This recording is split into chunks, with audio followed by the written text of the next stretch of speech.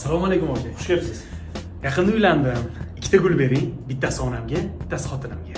Xo'p bo'ladi. Nech pul bo'ldi? Ayolingiz gullariga pul bering, onangizga hadya. Rahmat aka. Assalomu alaykum. Qolmang. Ikkita gul. Xo'p bo'ladi.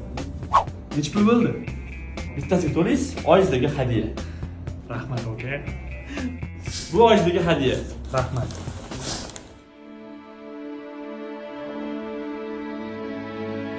Aka ikkita gul.